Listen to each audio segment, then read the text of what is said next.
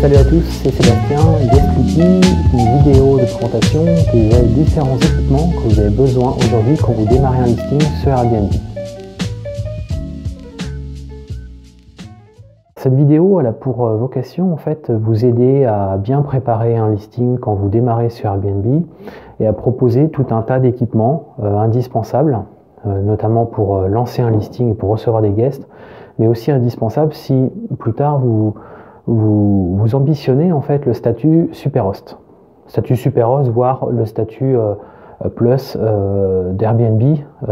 Plus vous avez aujourd'hui d'équipements à proposer à vos guests, plus derrière vous pourrez obtenir de meilleures reviews et plus bien entendu vous pourrez prétendre à obtenir les statuts superhost ou les statuts plus de Airbnb.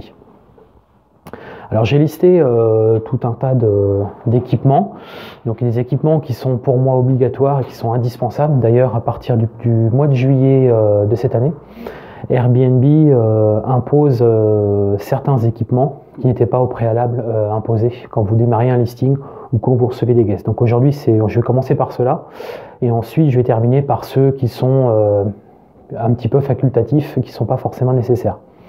Sachant que c'est généralement des petites choses, mais c'est toutes ces petites choses que vous ajoutez une à une qui font que vous recevez un guest dans de bonnes conditions, vous pouvez ensuite obtenir des meilleures reviews et qui fera l'attractivité de votre listing. Alors on va commencer par les différents équipements qui sont aujourd'hui indispensables quand vous recevez un guest et quand vous démarrez un listing et quand vous prenez un premier booking. Enfin, quand vous recevez des bookings. Donc la première chose, c'est avoir des serviettes de bain, bien entendu, quand vous prenez une douche, il vous faut une serviette de bain. Donc autant il y a quelques années sur Airbnb, les guests demandaient si les serviettes de bain étaient bien fournies. Aujourd'hui, tout le monde globalement a bien compris que les serviettes de bain sont systématiquement fournies. Et d'ailleurs, comme je vous le disais, ce sera quelque chose qui sera obligatoire sur Airbnb à partir du mois de juillet. Vous devrez obligatoirement fournir les serviettes de bain. Donc serviettes de bain bien entendu, donc les serviettes classiques, mais aussi vous pouvez envisager, donc ça c'est plus optionnel, mais c'est recommandé, les serviettes pour les cheveux et aussi pour les mains. Donc trois tailles de serviettes, la grande serviette, la moyenne et la petite. Ensuite, autre chose qui est très important et qui est indispensable aujourd'hui à fournir, c'est le shampoing bien entendu et le savon. Donc le shampoing savon pour la douche, mais aussi vous pouvez envisager le savon pour les mains dans la cuisine ou s'il y a une pièce pour se laver les mains. Autre chose, on va rester toujours dans le domaine de la salle de bain. Pensez à bien prévoir, donc ça c'est plus du domaine, donc là on sort du domaine obligatoire, mais vraiment des éléments qui sont pour moi indispensables pour une bonne réussite de votre listing. C'est également le sèche-cheveux. Donc pensez à bien fournir au moins un sèche-cheveux. Donc si c'est une grande maison, pensez à en fournir peut-être 2 voire 3.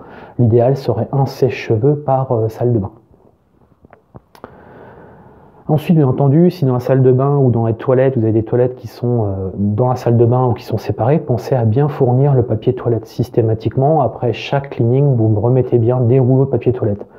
Donc le minimum bien entendu c'est 1, mais l'idéal c'est d'en mettre au moins 2. Donc ensuite après c'est vous qui choisissez, soit vous mettez vraiment à disposition un stock de papier toilette pour que les guests puissent aller chercher petit à petit quand ils en ont besoin, soit sinon vous indiquez à vos guests que vous mettez entre guillemets un stock de départ de papier toilette, et ensuite s'ils n'en utilisent plus, ils vont bien entendu à la petite supérette du coin et vont rapprovisionner le papier toilette. Autre chose qui est important également, donc là c'est l'internet. Donc internet, vous devez avoir internet dans votre bien, c'est absolument indispensable et gratuit. Ça aussi, puisque j'ai vu de nombreux listings où aujourd'hui les personnes proposent de l'internet mais payant moyennement X euros à la journée, ils ont internet. Donc ça c'est pas du tout possible. Et ne pas proposer internet dans votre logement, c'est également quelque chose qu'il faut vraiment oublier, même si votre appartement est dans un grand building, qu'il y a internet dans le building, dans le lobby, à l'accueil, etc. Non, vous mettez internet dans votre logement, c'est pas très cher aujourd'hui, c'est vraiment un gros plus.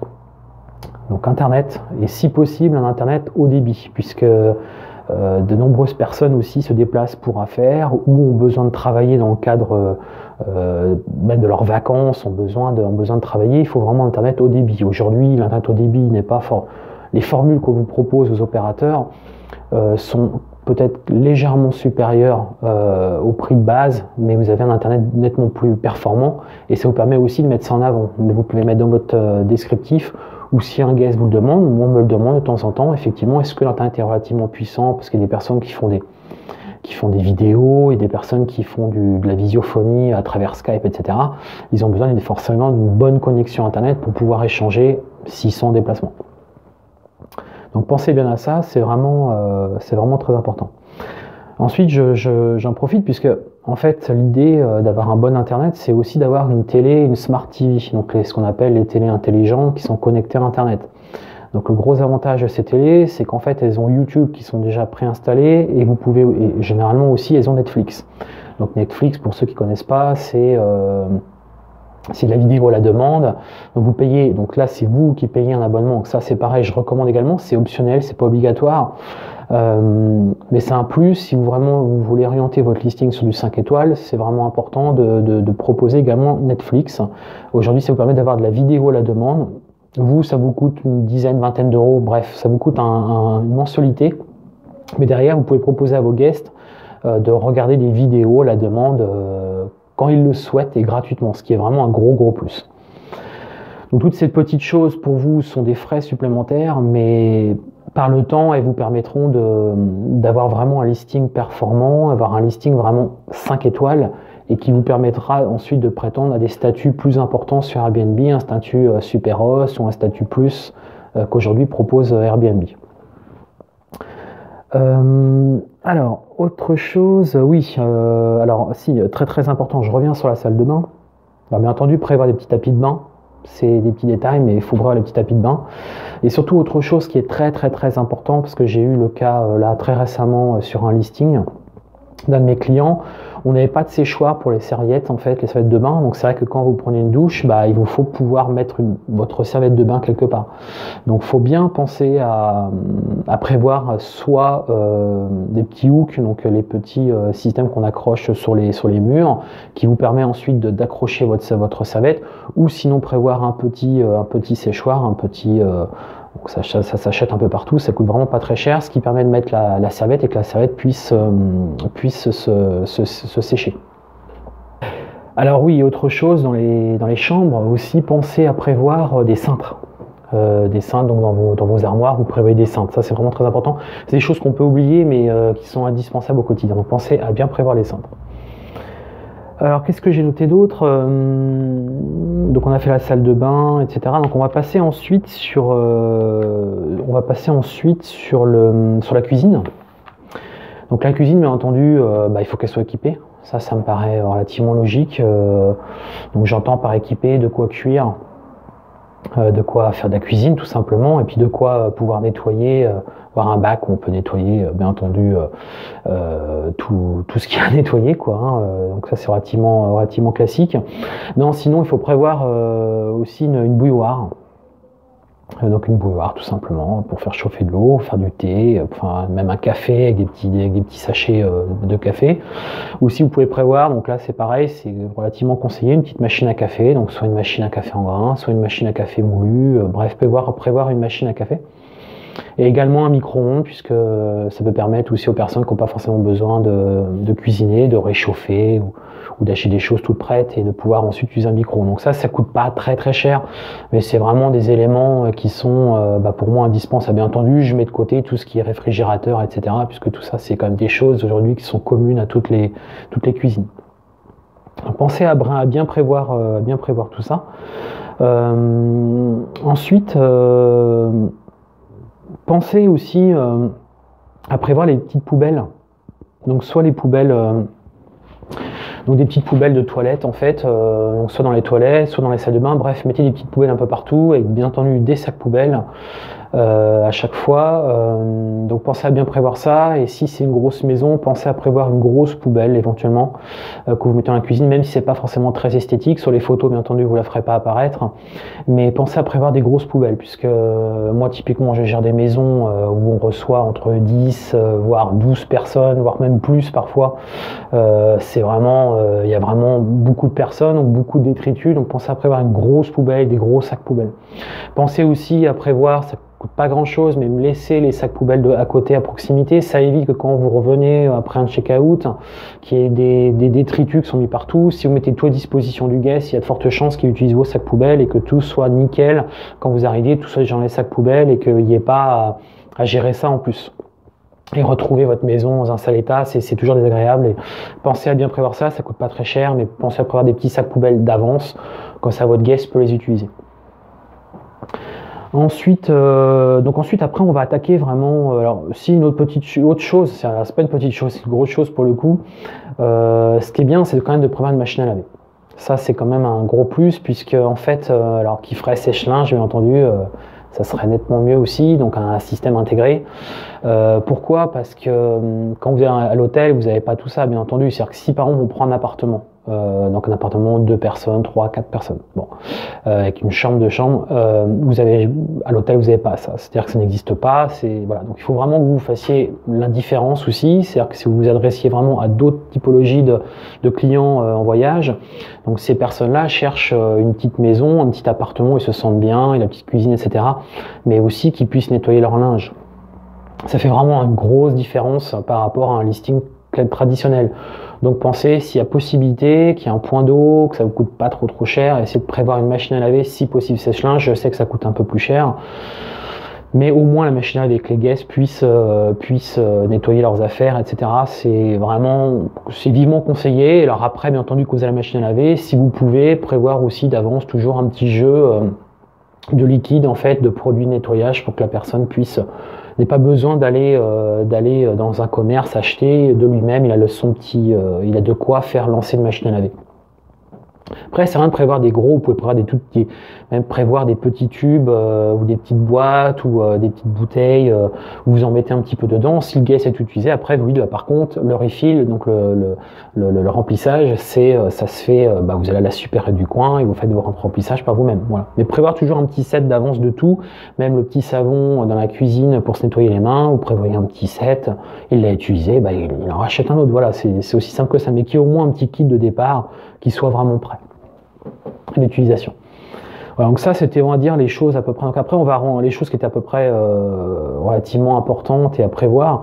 Ensuite, on va rentrer plus dans, là, je vais vous donner plus d'informations, plus sur, pour vraiment faire un listing de qualité. Et là, on rentre vraiment dans le 5 étoiles, vraiment là, on met vraiment le paquet sur le listing. Donc peut-être quand vous démarrez, vous pouvez peut-être tester un petit peu votre listing sans forcément prévoir tout ça. Mais ensuite, si votre listing a 1 an ou un petit peu moins, pensez à rajouter des petites choses comme ça. Je vous dis, plus vous en rajouterez, plus ça sera payant sur le long terme. Donc par exemple, prévoir, donc comme je disais, les sacs poubelles, donc les refils de sacs poubelles, donc ça pour le prévoir, mais aussi, donc par exemple, pour toujours avoir un petit set d'avance, comme des fois vous pouvez trouver dans les hôtels, du thé, du café et des bouteilles d'eau. Donc ça coûte pas très cher, mais vous prévoyez un petit set d'avance. Il y a un petit peu de café, il y a un petit peu de thé et il y a de l'eau qu'on arrive. C'est vrai qu'on arrive, on a toujours envie un petit peu de se rafraîchir. Et une petite bouteille d'eau ou 2, 3 bouteilles, donc soit des grosses bouteilles, soit des petites bouteilles à l'unité, c'est vous qui voyez, c'est vous qui gérez. Pensez à prévoir ça, pareil pour un petit peu de café, un petit peu de thé, c'est toujours apprécié et ça vous coûtera pas très cher, mais c'est vrai que quand vous arrivez pour un peu, que le guest arrive tard dans la nuit, que le matin il se lève, il a son petit café qui est là, il n'y a pas besoin de sortir. C'est des petits détails, mais pensez aussi à ça, ça fait toujours, alors il y a le côté effectivement en se disant ouais il y a la review, il faut que le guest soit satisfait, mais c'est aussi penser si c'était vous seriez bien content d'avoir ces petits détails, ça fait toujours plaisir et comme je le disais dans une précédente vidéo, ça peut cacher parfois des petits incidents qui peuvent arriver dans la maison, c'est-à-dire que plus vous prenez des petites choses comme ça, si des petits incidents, le guest va un petit peu oublier les incidents en se disant ah oui mais il y avait ça, il y avait ça. Voilà, ensuite, alors si ça fait partie des choses importantes, mais prévoir des prises électriques, bien entendu. Enfin, j'entends des rallonges électriques pour pouvoir, des doublettes, triplettes, etc., pour pouvoir brancher plusieurs appareils, bien entendu.